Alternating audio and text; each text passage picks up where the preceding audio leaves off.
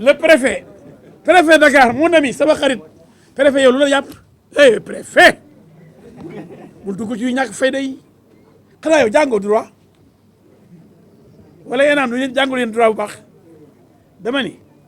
préfet xanaa xamoo ne CEDEAO mënoo dàq kenn mu dem feneen xamoo ne Guinéen ak Sénégalais yi ak Nigérians yi ak Maliens yi waa CEDEAO benn dëkk la Sénégal boo tax ñu am léegi carte d'identité de CEDEAO préfet xoolal carte d'identité bi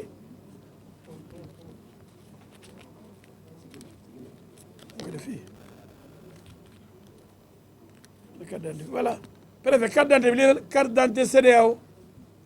léegi du jox carte d'identité Sénégal de benn dëkk la ñu benn dëkk kii mën na dem Nigéria aéroport boo demee AIBD doy laaj passeport bu dee Nigéria bu dee Guinée bu dee Mali carte d'identité nga voyage parce que ci réew yooyu nga bokk kenn mënu génne nit ci réewam ci dëkkam Guinéens yi Sénégal ay sénégalais lañu sénégalais yi Guinée ay guinéens lañu ndax benn dëkk la c'est le même espace géographique préfet yow noo mën a taxawee naan danaa jël Guinéens yi delloo gi leen seen réew yóbbu leen frontière yow préfet yow koo yab